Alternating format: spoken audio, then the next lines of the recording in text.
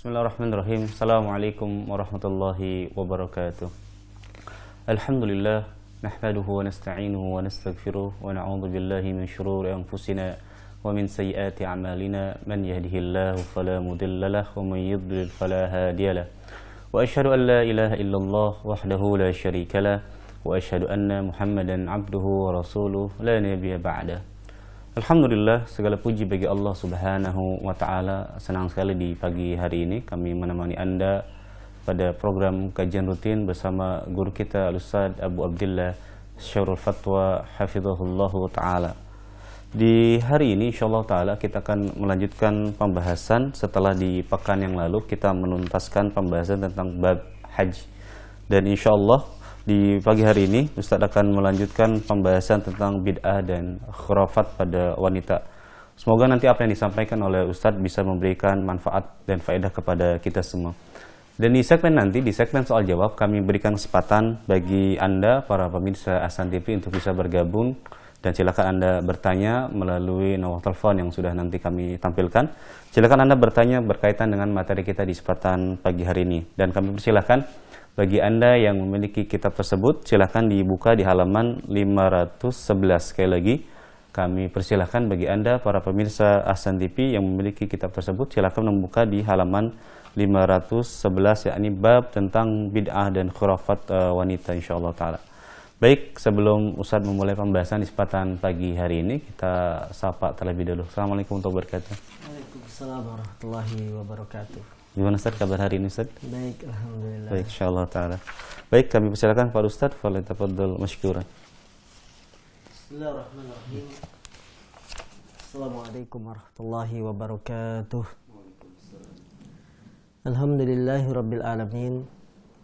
Wassalatu wassalam ala rasulillah Nabina Muhammadin wa ala alihi wa sahbihi wa man tabi'ahum bi ihsanin ila yaumiddin. Asyhadu an la ilaha illallah wahdahu la syarikalah wa asyhadu anna Muhammadan abduhu wa rasuluhu la nabiyya ba'dah. Qala Allah tabaraka wa ta'ala, ya ayyuhalladzina amanu taqullaha haqqa tuqatih wa la tamutunna illa wa antum muslimun.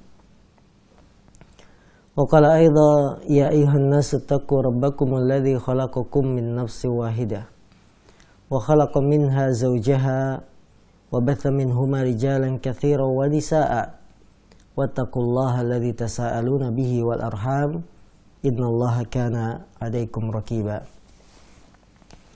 فإن أصدق الحديث كتاب الله وخير الهدي هدي محمد صلى الله عليه وسلم wa syarrul umuri muhdatsatuha fa inna kulla muhdatsatin bid'ah wa kulla bid'atin dhalalah wa kulla dhalalatin finnar.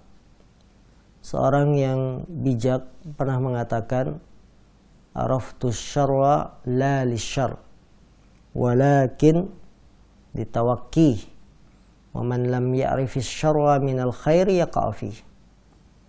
Aku mengetahui keburukan, kejelekan bukan untuk melakukannya, akan tetapi untuk menjaga diri, waspada.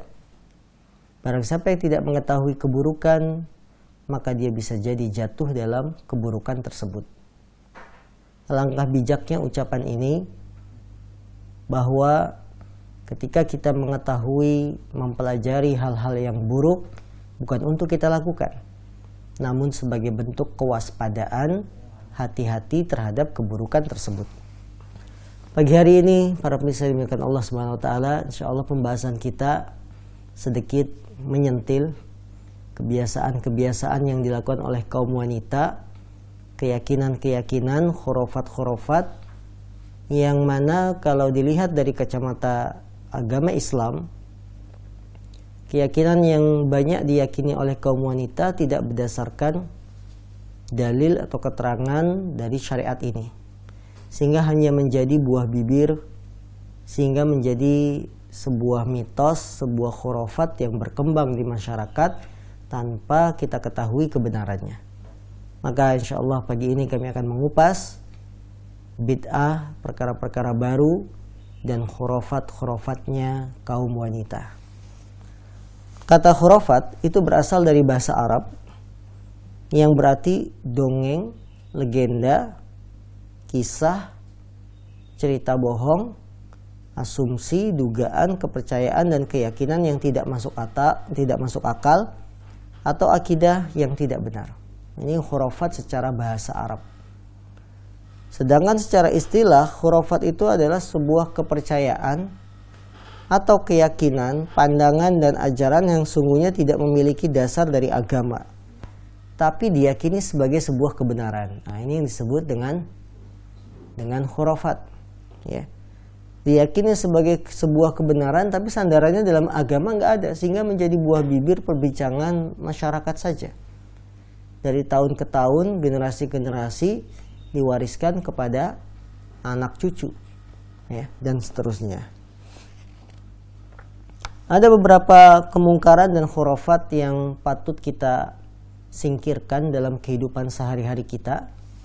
Yang pertama dalam masalah bab akidah, yaitu bab tauhid, bab keyakinan. Yang pertama, khurafat memakai ayat-ayat Al-Quran sebagai jimat untuk menolak bala, pengasihan dan sebagainya. Perkara ini banyak dilakukan oleh wanita muslimah. Mereka menggunakan ayat-ayat Quran ini sebagai jimat, penolak musibah, pengasihan dan sebagainya. Bahkan para ibu tidak sedikit yang membekali anak-anak mereka, baik baru lahir atau sudah balita, dengan benda-benda yang disebut sebagai jimat, benda yang disebut sebagai penjagaan. Terlebih lagi kalau anak perempuan.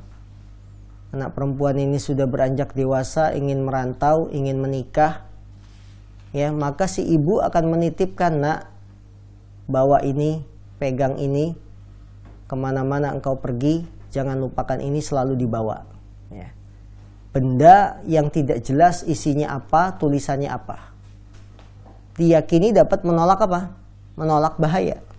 Dan ini sebuah kemungkaran yang besar dalam akidah Islam.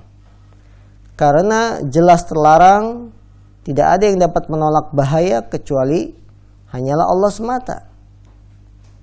Allah menjadikan Al-Quran itu sebagai sarana dalam menolak bahaya atau mendatangkan manfaat adalah perbuatan yang tidak ada dasarnya. Ya, jadi kalau Al-Quran ini dijadikan menolak bahaya, ayatnya ditulis kecil-kecil dalam selembar kertas, kemudian dilinting, dilipat-lipat, dibungkus kain hitam, nak, pegang ini sebagai penjagaan. Ini tidak ada seperti itu. Karena yang bisa memberikan manfaat, kebaikan, bisa menolak bahaya hanyalah Allah. Rasulullah SAW bersabda, "Inna ruqa wa tamaima wa tiwalata syirkun." Sesungguhnya jampi-jampi, jimat-jimat dan tiwalah adalah kesyirikan. Tiwalah adalah sesuatu yang dihembuskan, ditiup, ya, untuk menarik pasangan yang dia suka. Kalau kita bahasa ringkasnya ilmu pelet, ya. Maka kata Rasul, jampi, jimat, kesyirikan. Apapun namanya, apa yang disebut raja, disebut pengasihan, disebut jimat, semuanya termasuk kesyirikan, dan ini banyak dilakukan oleh kaum wanita muslimah. Memakai kalung hitam, ya, di dalamnya tulisan ayat Quran, tujuannya apa? Supaya anak tidak sakit-sakitan. Dan seterusnya. Maka perkara ini adalah termasuk perkara yang tidak boleh dipandang sepele, karena sudah menyinggung wilayah akidah. Dan wilayah akidah seorang muslim, wilayah yang sangat sentral. Dia adalah pondasinya, pondasi dalam agama. Yang kedua, dalam bab akidah juga khurafat yang sering terjadi, memakaikan gelang atau kalung pada anak untuk menolak bala dan penyakit. Hal ini banyak dikerjakan oleh kaum ibu terhadap anaknya. Dan sudah kami jelaskan bahwa hal itu tidak boleh karena termasuk dalam kategori kesyirikan. Rasulullah pernah bersabda, "Man 'allaqa tamimatan faqad asyraka." Barang siapa yang menggantungkan jimat, sungguh dia telah berbuat kesyirikan. Jimat digantung, dikalungkan, Atau kalau tidak digantung, dipasang di depan rumah. Sebagai apa? Pengamanan katanya. Ini dari pencuri, pengamanan dari ini, tapi pakai jimat. Semuanya ini dilarang. Syekh Abdurrahman bin Hasan mengatakan, mengambil sebab atau perantara harus sesuai dengan apa yang Allah dan Rasulnya bolehkan, dengan tetap tidak bergantung sepenuhnya terhadap benda tersebut. Adapun jimat, benang atau kalung dan lainnya yang biasa dipakai oleh orang-orang yang jahil adalah perbuatan syirik. Kita hidup sekarang sudah tahun berapa? 2020. Sudah abad modern. Tapi perilaku sebagian masyarakat masih tidak modern, alias kuno, ketinggalan zaman, alias jahiliyah. Bentuknya apa? Sebagian perilaku manusia yang tidak modern masih percaya terhadap hal-hal yang mistis, masih percaya terhadap hal-hal yang klinik, ya, tahu klinik, ya, seperti itulah. Masalah jimat, masalah benda keramat, ya, kalung-kalung yang dianggap bisa menolak bahaya, menolak penyakit, digantungkan pada anak-anak kita. Dan si ibu justru nyaman-nyaman saja ketika memakaikan anaknya gelang dan lain-lain, maka mereka merasa anak saya akan dijaga. Ini adalah sebuah khurafat, kemungkaran yang tidak boleh dipandang sebelah mata karena sudah termasuk wilayah kesyirikan. Kemudian bab haid halaman 517. Ada beberapa keyakinan yang tidak berdasar dalam agama, terutama dalam bab haid. Yaitu yang pertama, wanita haid tidak boleh memotong kuku atau potong rambut. Sebagian wanita muslimah ketika sedang haid punya keyakinan, saya tidak boleh potong rambut, saya tidak boleh potong kuku. Tidak ada riwayat yang melarang wanita haid untuk memotong kuku maupun rambut. Demikian pula tidak terdapat riwayat yang memerintahkan agar rambut wanita yang haid yang rontok untuk dicuci bersamaan dengan mandi setelah haid. Jadi nggak ada riwayat satupun yang melarang wanita kalau sedang haid tidak boleh potong rambut. Kalau sedang haid tidak boleh potong kuku, tidak ada. Juga tidak ada keterangan barang siapa wanita haid kalau mandi rambutnya rontok harus dicuci karena dia najis. Ini pun tidak ada riwayatnya. Bahkan sebaliknya, ada riwayat yang membolehkan wanita haid untuk menyisir rambutnya. Padahal dimungkinkan ketika wanita yang menyisir rambutnya ada bagian rambut yang rontok. Jadi justru kalau dilihat secara riwayat, ada riwayat yang membolehkan wanita haid nyisir rambut. Kalau wanita sudah sisiran, maka kemungkinan akan ada yang rontok. Dan di situ Nabi tidak memerintahkan, kalau rambut kalian wahai wanita haid rontok, maka cucilah. Tidak ada. Disebutkan dalam Sahih Bukhari bahwa ketika Aisyah mengikuti haji bersama Nabi, sesampai di Mekah beliau haid, kemudian Nabi bersabda, Da'i umrotaki wan kudi ro'saki wamtashiti. Tinggalkan umrohmu, lepas ikatan rambutmu, dan bersisirlah. Hadis ini menunjukkan bahwa rambut rontok atau potong kuku ketika haid hukumnya sama dengan saat kondisi suci. Berarti tidak ada masalah. Ya. Anggapan wanita haid tidak boleh potong rambut, potong kuku, ini anggapan yang salah. Karena Aisyah diperintahkan ketika haid menyisirlah, ya, sisir rambutmu. Dan seorang wanita yang menyisir pasti ada 1-2 rambut yang rontok. Ya, ini menunjukkan rambut yang rontok tidak boleh dicuci, ya, tidak harus dicuci. Kemudian bolehnya wanita haid apa? Sisir rambut karena Nabi yang memerintahkan.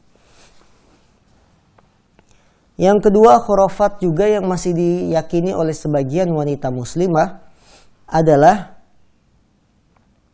pembalut wanita yang tidak dibersihkan akan diisap oleh jin.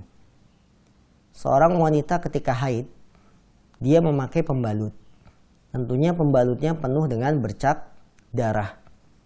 Sebagian wanita muslimah mengatakan, kalau ini pembalut tidak dibersihkan, maka akan ada jin penghisap darah haid. Ketahuilah wanita muslimah yang dimuliakan Allah, membersihkan pembalut bekas itu, bekas haid, tujuannya hanya untuk kebersihan. Agar orang tidak merasa apa? Jijik. Apalagi ketika dibuang di tempat sampah. Kalau masih ada bercak darah akan membuat apa? Tukang pengangkut sampah menjadi jijik dan sebagainya. Maka mitos yang berkembang di kalangan wanita bahwa bekas pembalut haid jika tidak dibersihkan akan diisap oleh jin, atau namanya apa selain jin itu kuntilanak ya. Ini nggak boleh. Tidak boleh diyakini. Sekalipun ada cerita-cerita yang mendukung misalkan. Kami pernah punya pengalaman di Kalimantan ya. Dilihat di sebuah mall di toilet wanita. Ada seorang wanita keluar dari toilet tiba-tiba melihat makhluk halus sedang mengisap-ngisap bekas pembalut yang dibuang di tong sampah toilet. Ya. Nah ini tentunya cerita-cerita semacam ini jangan dijadikan sebagai faktor pendukung kebenaran khurafat ini. Ini hanya sekedar mitos yang tidak ada dasarnya sama sekali dan tidak ada namanya jin penghisap darah haid, itu nggak ada. Ya, maka para wanita muslimah bersihkan pembalutnya, bukan keyakinan nanti akan ada jin yang akan menghisap darah haid kalau tidak dibersihkan. Kita membersihkan pembalut tujuannya hanya bersih supaya tidak jijik orang yang memungut sampah pembalut dan seterusnya.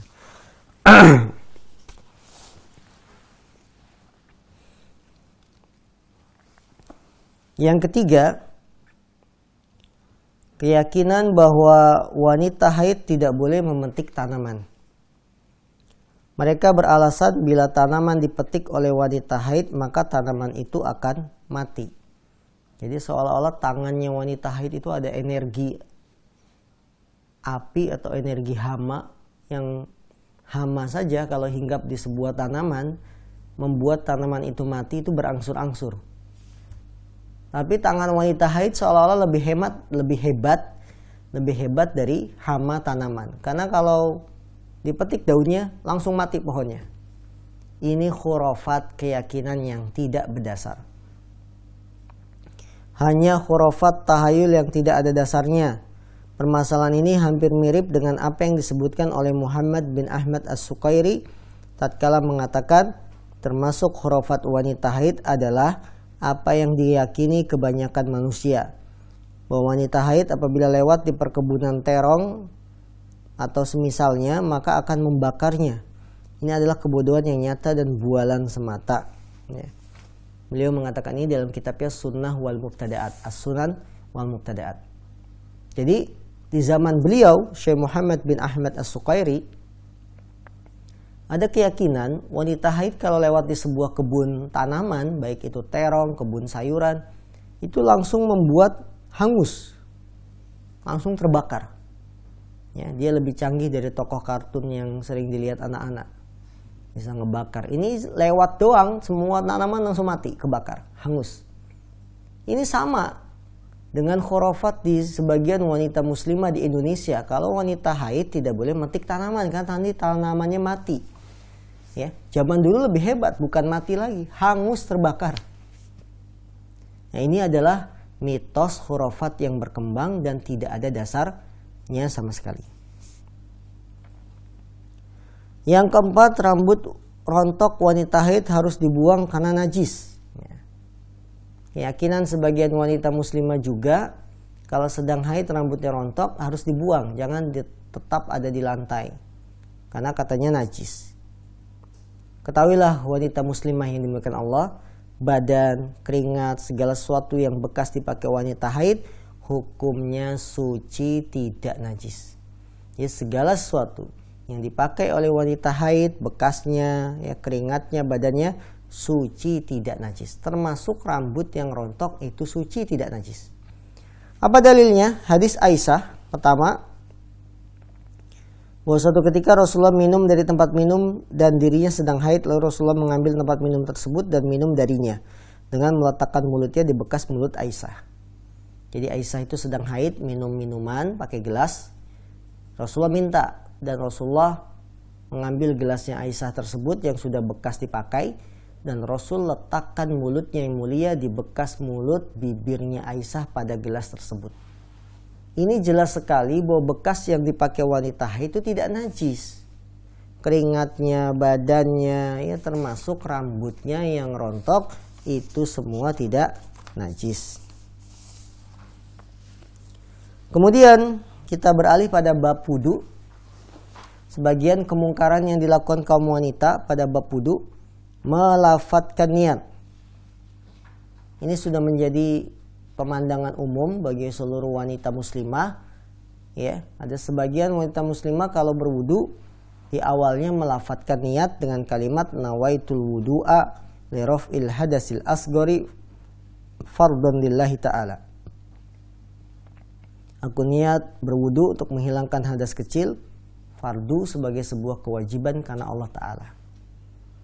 Niat tempatnya di dalam hati. Para ulama sepakat bahwa mahallun niyah al-qalb. Tempatnya niat itu dalam hati. Maka mengucapkan melafadzkan niat suatu yang baru dalam perkara agama Islam.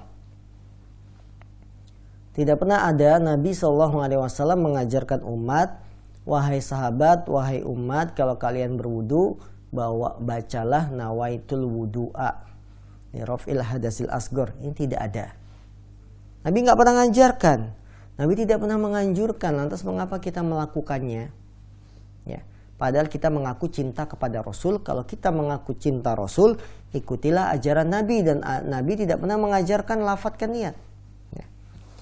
Yang kedua, kemungkaran wanita di dalam sholat mengusap leher atau tengkuk ketika berwudu. Leher mana? Ini. Jadi mereka ketika berwudu bukan hanya mengusap rambut, tapi lehernya pun diusap ya dengan tangannya. Ini adalah perkara baru yang masih dikerjakan oleh sebagian wanita muslimah.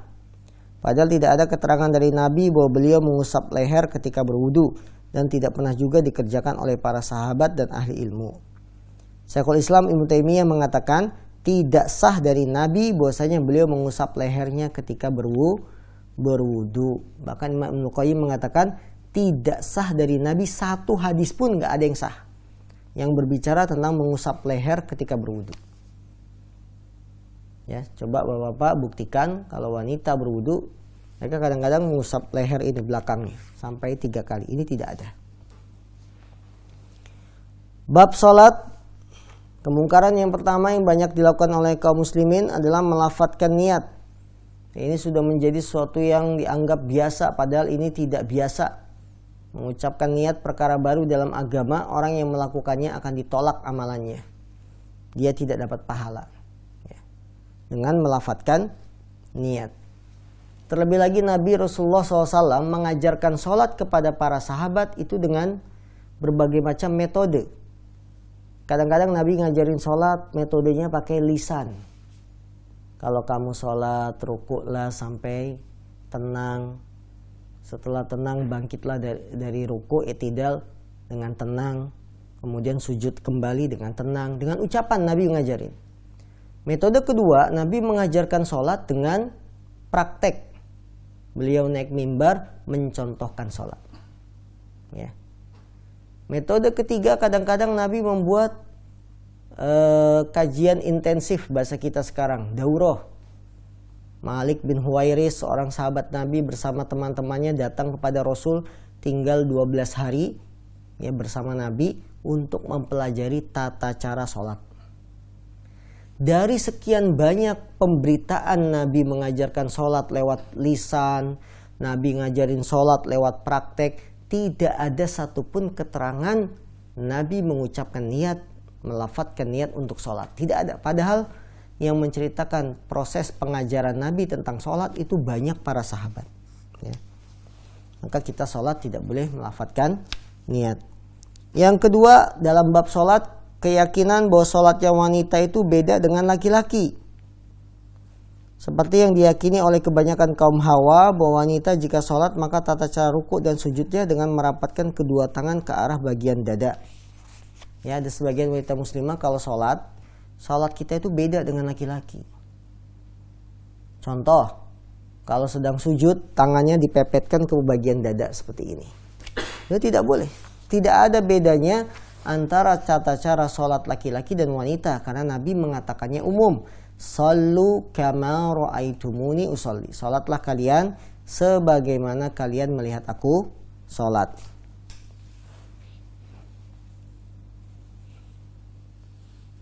Ya. Ada sanad yang sahih dari Ummu Darda bahwasanya beliau duduk di dalam sholatnya seperti duduknya kaum laki-laki saat sholat. Dan Ummu Darda termasuk wanita yang faqih dalam agama. Nah ini. Jadi tata cara sholat laki-laki wanita itu nggak ada bedanya, sama, kecuali yang dibedakan dalam agama. Contohnya apa? Kalau menegur imam yang salah, laki-laki mengucapkan subhanallah.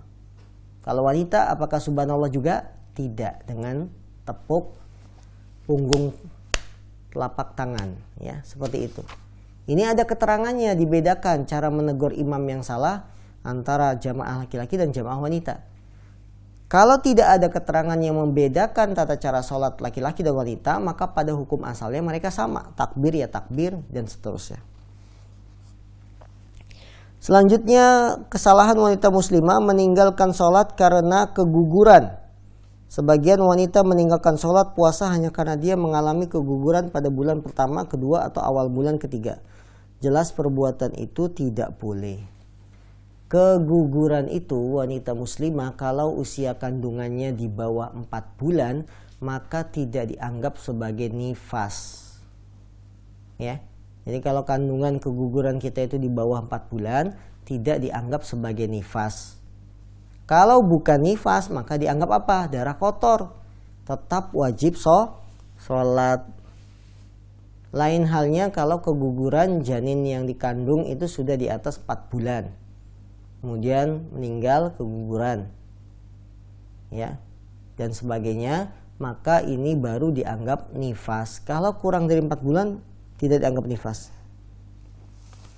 Mengakhirkan sholat wajib sampai kaum laki-laki selesai sholat dari masjid. Mereka berkeyakinan bahwa sholatnya wanita sebelum kaum laki-laki selesai sholat dari masjid, maka sholat mereka tidak sah. Jelas ini tidak ada asalnya sama sekali. Bagian ibu-ibu kalau suaminya Jumatan, mereka nggak mau sholat zuhur dulu walaupun sudah azan. Nunggu apa? Nunggu suaminya pulang selesai atau jamaah laki-laki selesai sholat, baru mereka sholat zuhur.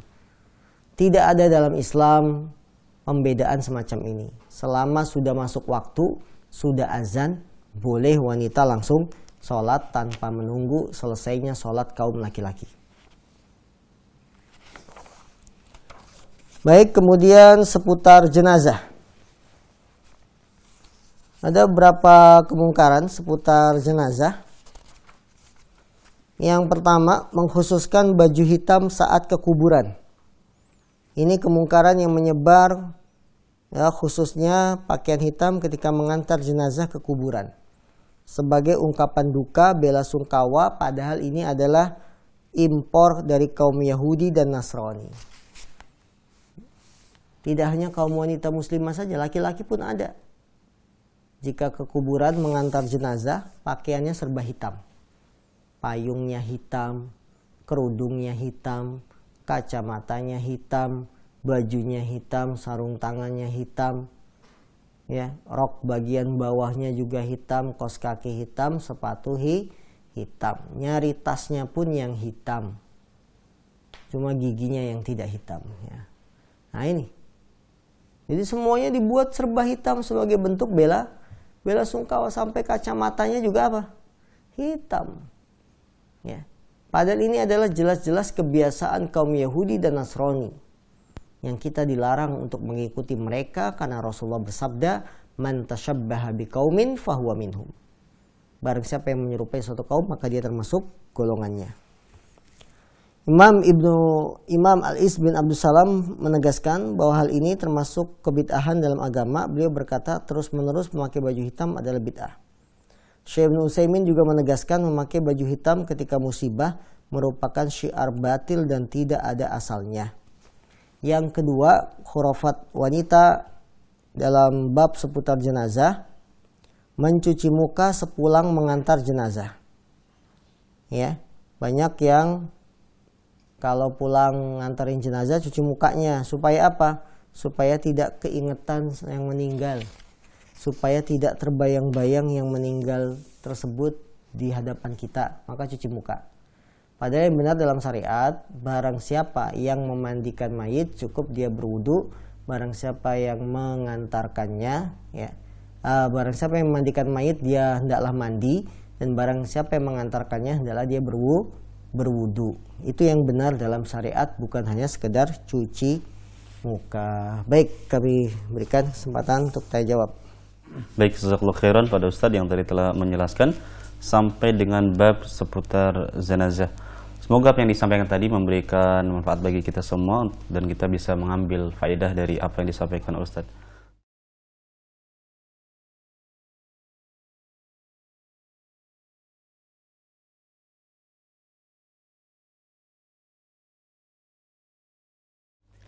Baik para pemirsa San TV dimanapun Anda berada, kita masuk dalam segmen soal jawab. InsyaAllah ta'ala kita akan bacakan beberapa pertanyaan yang sudah masuk dan insya Allah juga nanti akan dijawab Ustadz. Sebelumnya kami berikan kesempatan bagi Anda juga untuk bisa bergabung melalui layanan telepon yang nanti insya Allah nanti akan ditampilkan oleh tim kami. Silahkan Anda menghubungi kami di nomor di bawah ini nanti insya Allah ta'ala. Baik, sambil kami menerima telepon, kita akan bacakan dulu beberapa pertanyaan yang sudah masuk. Yang pertama kita bacakan pertanyaan pertama dari hamba Allah di Kebumen. Ada dua pertanyaan Ustadz yang akan disampaikan. Yang pertama, Ustadz, apakah bentuk kesyirikan atau bid'ah jika seorang ibu yang sedang hamil jika keluar rumah supaya menggantungkan gunting agar tidak diganggu oleh syaitan? Itu yang pertama Ustadz. Pertanyaan yang kedua adalah, Ustadz, apabila wanita hamil 4 bulan dan 7 bulan maka mengadakan ritual mapati dan keba, apakah itu termasuk perkara bid'ah? Mohon penjelasan Ustaz. Jazakallahu khairan. Baik, dari saudara kami yang berada di Kebumen, beliau mengajukan dua pertanyaan yang sebenarnya dua pertanyaan ini kalau kita lihat babnya itu lebih pas dibahas pada pekan yang akan datang. Karena pekan berikutnya adalah membahas bid'ah dan khurafat wanita seputar perkawinan dan kehamilan. Tapi tidak mengapa, kami dahulukan jawabannya. Pertanyaan pertama, seorang wanita hamil kalau keluar rumah hendaklah menggantungkan gunting. Jadi gunting itu digantungkan di rumahnya, ya, baru dia keluar rumah dengan tujuan supaya selamat atau aman. Jelas ini adalah sebuah kemungkaran dan keyakinan khurafat yang tidak berdasar sama sekali. Karena yang diajarkan dalam Islam, ketika kita keluar rumah justru baca apa?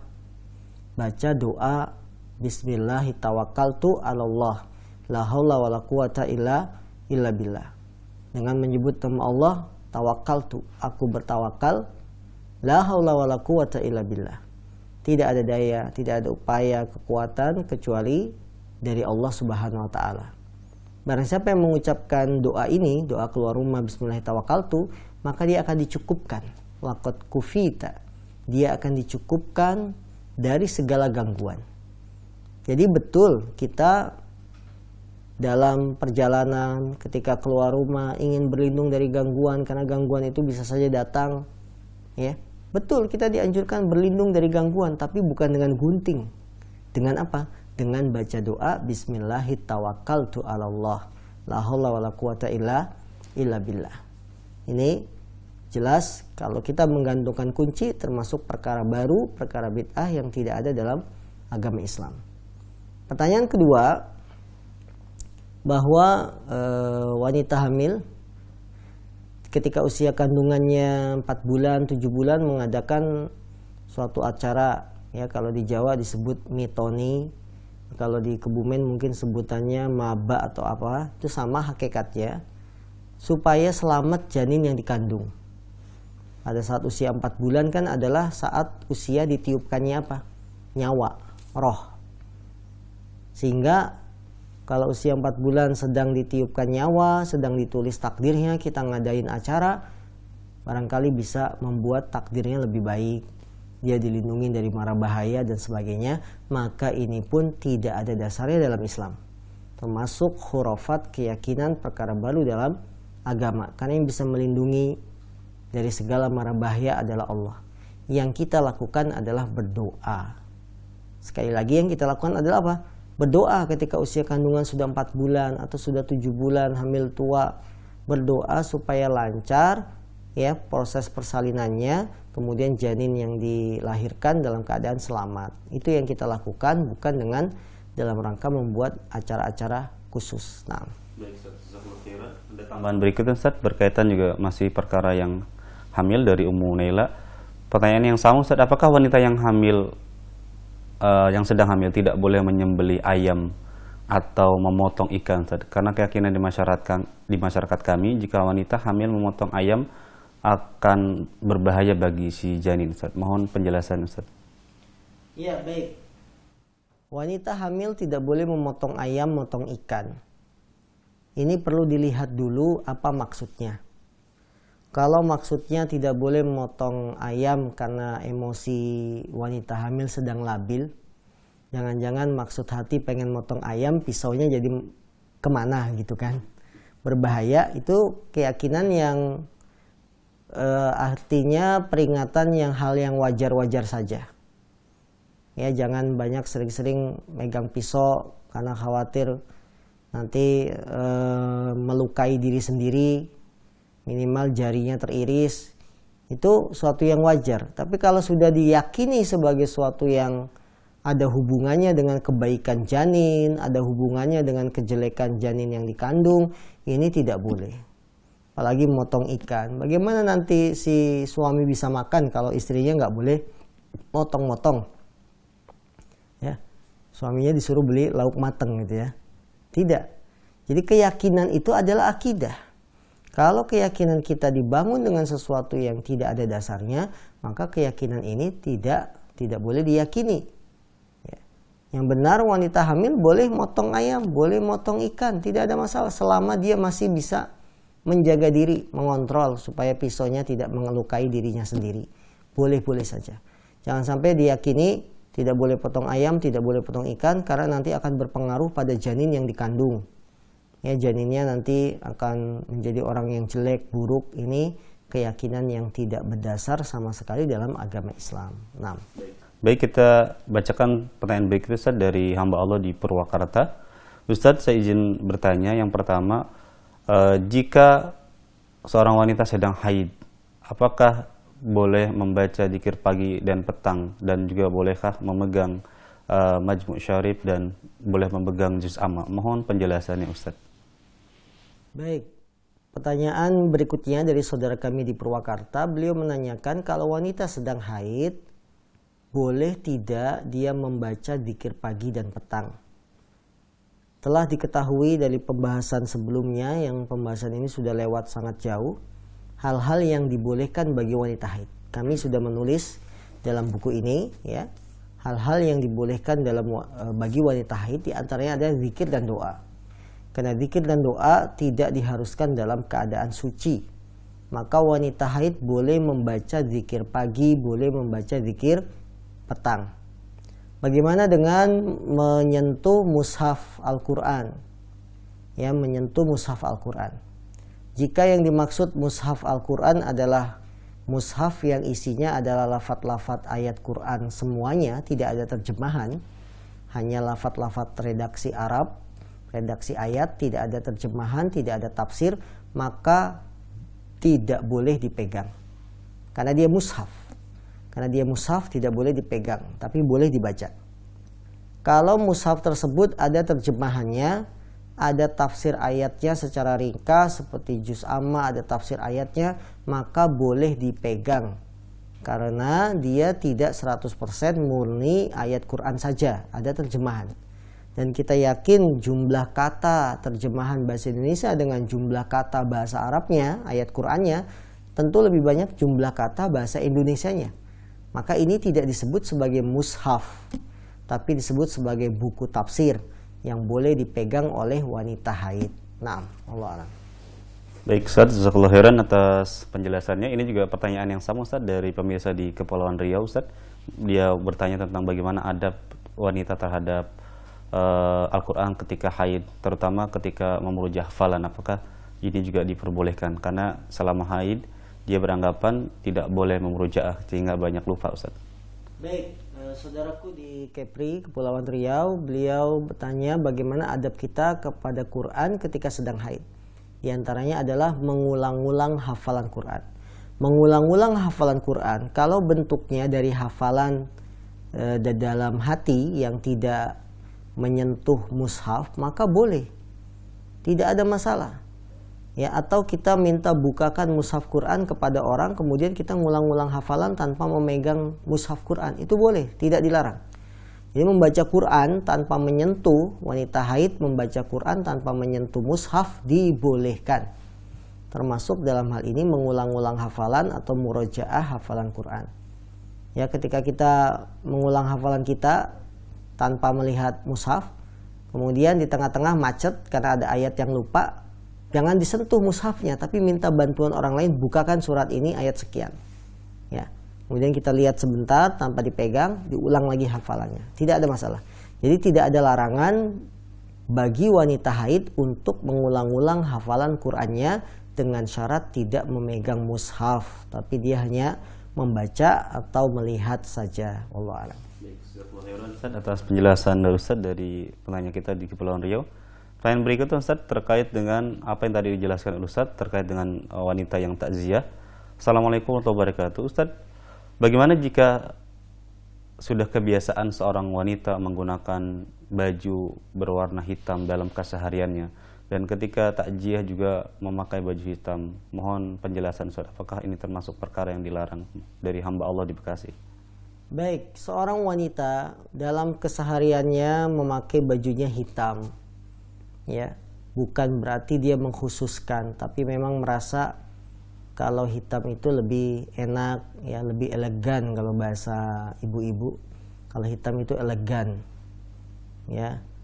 Kemudian ketika ada yang terkena musibah meninggal dunia, dia ingin takziah, ya pakai baju yang sehari-hari dia pakai, boleh saja. Ya, boleh saja dia takziah dengan pakai baju sehari-hari yang dia pakai, yaitu diantaranya berwarna hitam. Bukan maksudnya mengkhususkan. Yang menjadi permasalahan adalah ketika seorang wanita muslimah hari-harinya tidak biasa pakai hitam, begitu ada yang kena musibah, sibuk mencari baju hitam. Bahkan sampai pinjam-pinjam ke tetangga, punya baju hitam gak? Saya mau takziah ke orang yang meninggal.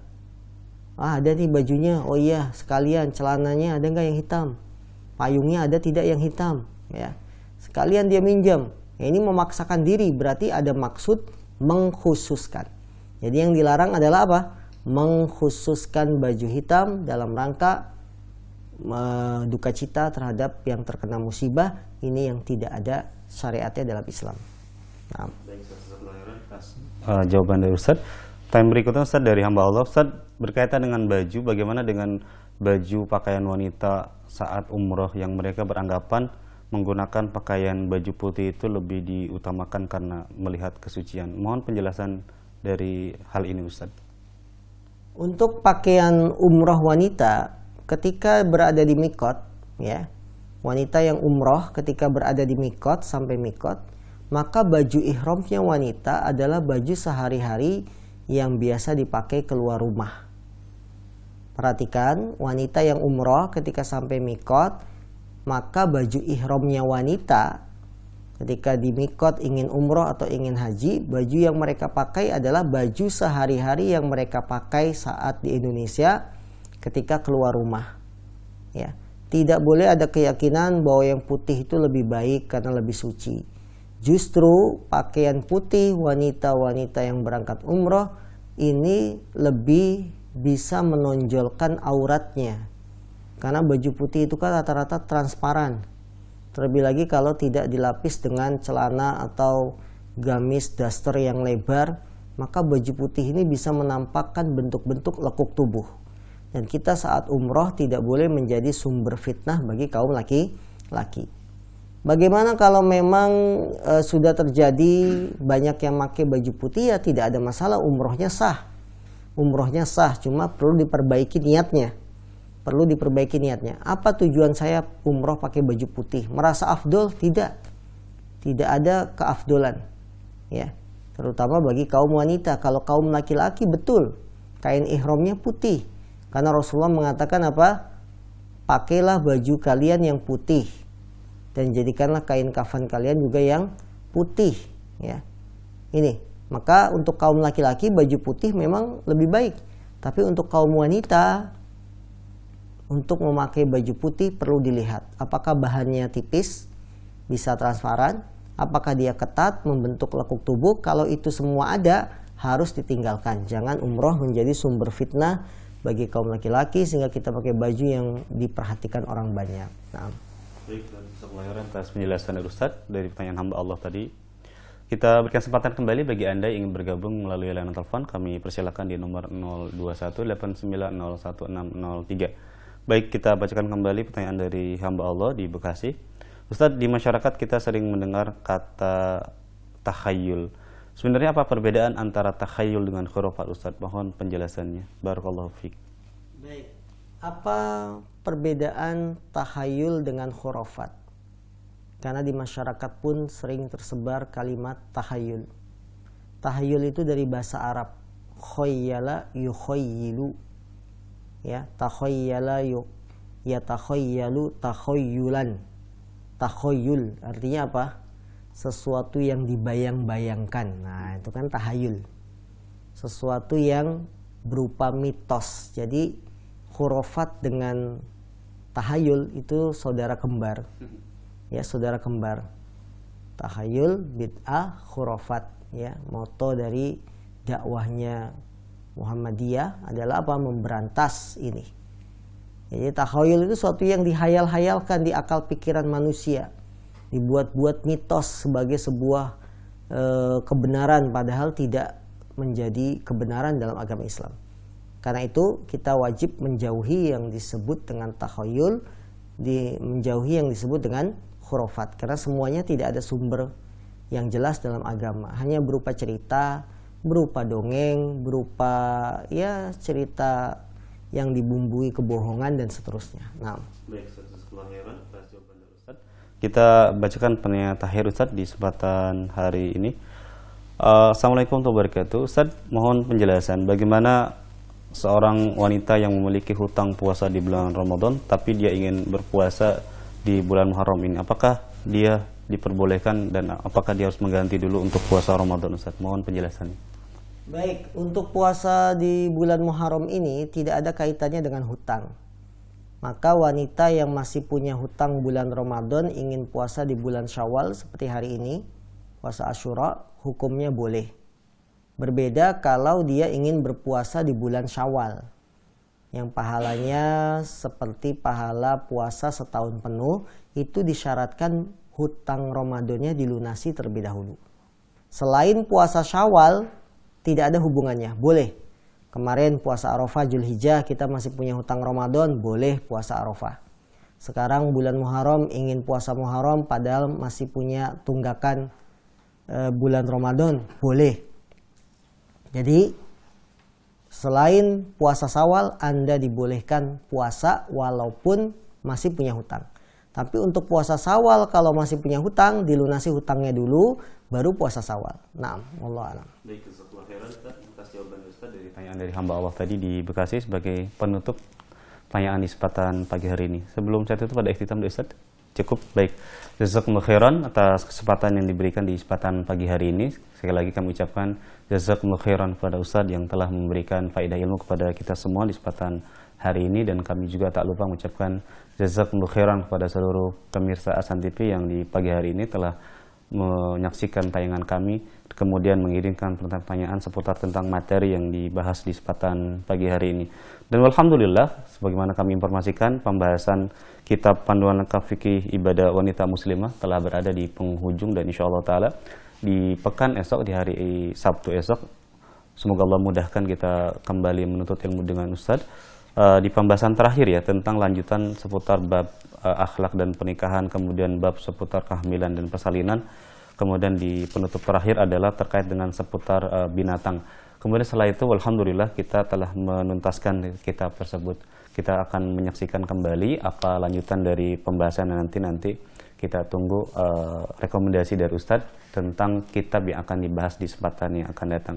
Dan kita mohon kepada Allah Subhanahu wa taala, semoga Allah Subhanahu wa taala memberikan keberkahan kepada kita semua dari apa yang disampaikan oleh guru kita Ustaz Abu Abdillah Syaraf Fatwa hafizahullah taala. Maka kami atas nama kru yang bertugas pada kesempatan pagi hari ini mohon undur diri. Kita tutup dengan doa kafaratul majelis. Subhanakallahumma wa bihamdika asyhadu an la ilaha illa anta astaghfiruka wa atubu ilaik. Assalamualaikum warahmatullahi wabarakatuh.